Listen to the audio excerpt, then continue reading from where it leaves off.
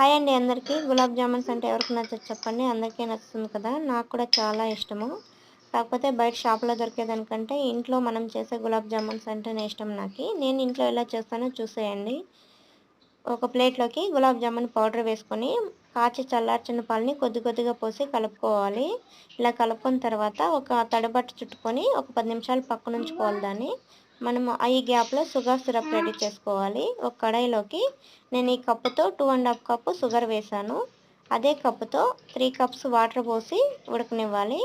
ఉడికే ఈ ప్రాసెస్ కొంచెం లేట్ ఉంటుంది కదా! మనం ఈ గ్యాప్‌లో పిండి కలిపి పెట్టుకున్నాం కదా! దాన్ని ఇంకోసారి కలుపుకొని బాగా రౌండ్ రౌండ్ చిన్న చిన్న బాల్స్ చేసుకోవాలి. ఇలాగా. ఇప్పుడు దీన్ని పక్కనుంచుకొని షుగర్ సిరప్ రెడీ అవుతుంది కదా! ఇందులోకి కొద్దిగా ఇలాచి దంచి వేసుకోవాలి. ఇంకోసారి కలుపుకొని ఇలా చేత్తో పట్టుకుంటే మనకి చేతికి అతుక్కోవాలి. అప్పుడే షుగర్ సిరప్ రెడీ అయినట్టు. దీన్ని ఇప్పుడు పక్కన పెట్టేసి ఇంకొక కడాయిలో ఆయిల్ పోసి హీట్ అయిన తర్వాత ఒక్కొక్కటిగా వేసుకోవాలి. ఎక్కువ ఆయిల్ హీట్ కాకూడదు. కొద్దిగా హీట్ ఉన్నప్పుడే వేసుకొని అన్నీ ఇలాగా రౌండ్ రౌండ్ తిప్పుతూ ఉండాలి. అప్పుడే మొత్తం ఈవెన్‌గా కుక్ అయితాయి అన్నీ. ఇలాగా. ఇప్పుడు షుగర్ సిరప్ కూడా అంతే హీట్‌గా ఉన్నప్పుడే వేసుకోవాలి. వేసుకొని ఒకసారి ఇలాగా డిప్ చేసి అన్నిటిని మూత పెట్టి ఒక 20 మినిట్స్ తర్వాత సర్వ్ చేసుకుంటే